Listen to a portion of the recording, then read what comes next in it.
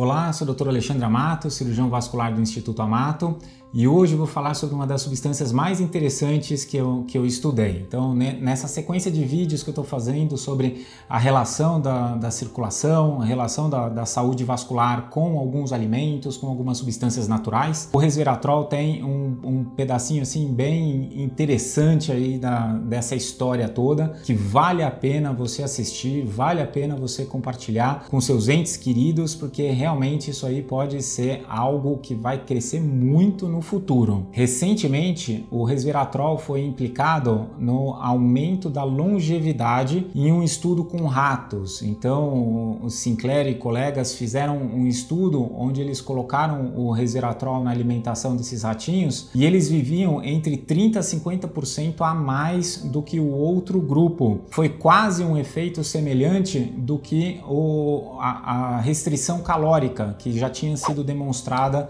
anteriormente. Então, o resveratrol é uma substância bem interessante, pode esperar que vai sair muita coisa sobre isso nos próximos anos. Mas eu vou adiantar o futuro e vou trazer muita coisa aqui para esse vídeo. Então, se você ficar comigo até o final, você vai saber aonde que isso pode te ajudar. O resveratrol começou a ganhar popularidade lá em 1992, na década de 90, principalmente porque ele explicava uma coisa que era o paradoxo francês. Por que os franceses viviam mais quando comparado com outras populações? A diferença que eles viam estava na alimentação, no vinho, né? Mas o vinho tem álcool, será que é o álcool que está melhorando isso? E na verdade foram rastreando e chegaram nessa substância que está presente na uva, que é o resveratrol. Então o resveratrol ele está presente na casca da uva e na semente. É uma substância que a uva produz para se proteger da radiação, para se proteger de ataque de fungo e de outros germes, né? Então o resveratrol ele está muito mais presente na uva escura.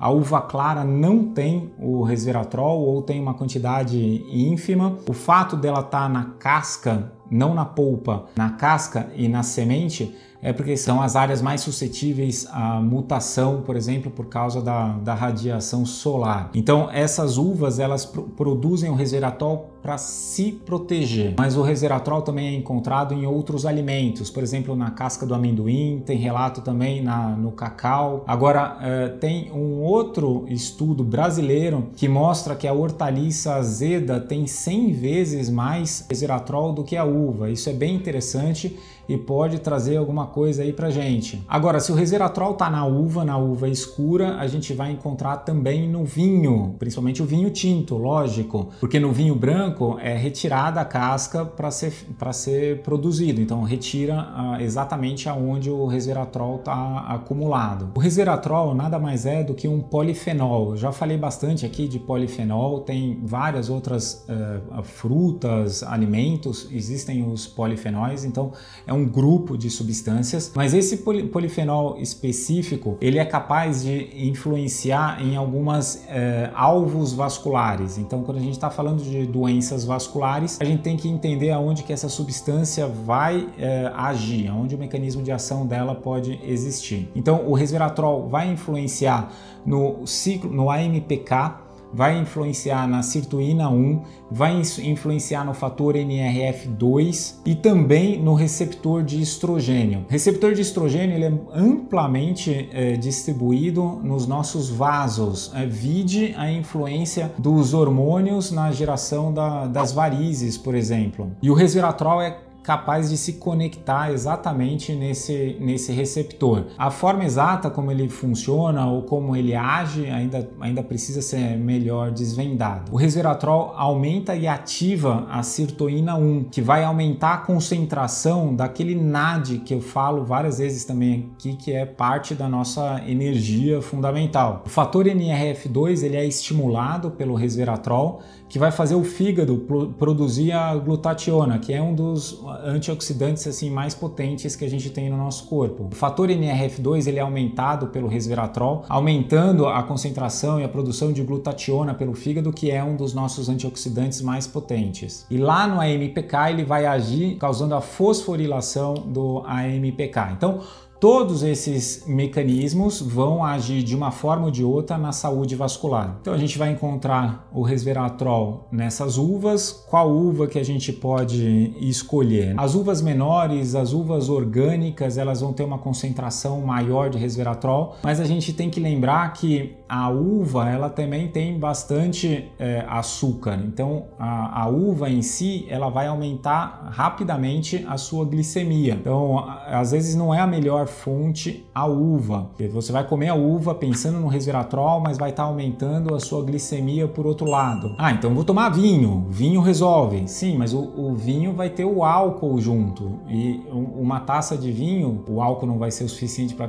fazer mal, também vai ter muito pouco resveratrol. Então a fonte pode não estar aí. Mas quando a gente está falando de vinho, se você quer o vinho que tem a maior concentração de resveratrol, você vai encontrar nas uvas Taná. Essas uvas têm uma concentração maior. A segunda escolha seria Cabernet Sauvignon. O suco de uva é uma concentração grande de açúcar, ele pode ser bom para atividade física, vai aumentar a glicemia rápido demais, então tomar muito cuidado com o suco de uva como fonte de resveratrol. Existem várias moléculas de resveratrol, as moléculas elas possuem isômeros, né? Elas são semelhantes entre si, mas não são idênticas, como a nossa mão, por exemplo. São isômeros, né? A esquerda e a direita, a gente tem os 5 dedos que são iguais, mas se tenta colocar uma luva da mão esquerda na mão direita, não vai dar certo, porque elas são isômeros.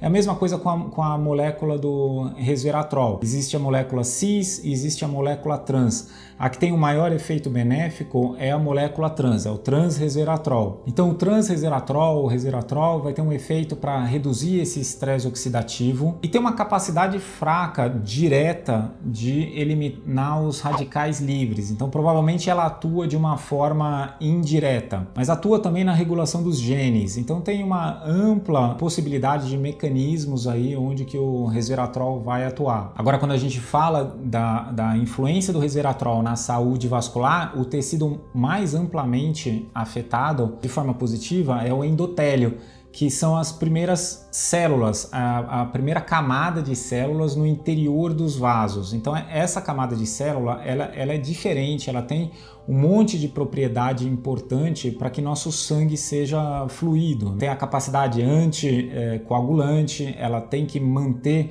a integridade para que isso continue funcionando adequadamente. Então quando ocorre a inflamação daquele local, tem o desencadeamento de todo o processo de aterogênese, de produção da aterosclerose das placas. E são essas células que regulam a produção do óxido nítrico, que vai regular a vasoconstrição e a vasodilatação dos vasos, mas também produzem a endotelina 1, que é muito importante, e as prostaglandinas. Então, a atuação do resveratrol em todas essas substâncias vão trazer uma capacidade anti-aterogênica, anti-agregante, anticoagulante e, consequentemente, também até anti-hipertensivo. Bom, agora você deve estar se perguntando o que eu faço com essa informação, né? Eu sei que o resveratrol pode me ajudar, posso sair tomando vinho ou comendo uva numa quantidade enorme para tentar obter esse benefício. Então, na verdade, o resveratrol ele pode ser tomado de forma isolada, né? Não com a fruta ou não com o álcool, de forma que isso acaba sendo mais saudável. Ele é bem tolerado, em grandes quantidades ele pode trazer alguns sintomas gástricos e aí, obviamente, tem que diminuir isso. Mas é interessante, converse com seu médico, veja o que ele acha, se vai ou não te ajudar. Pelo amor de Deus, não use o resveratrol como substituto a um tratamento de uma doença, né? Muitas vezes ele vai ajudar muito mais na prevenção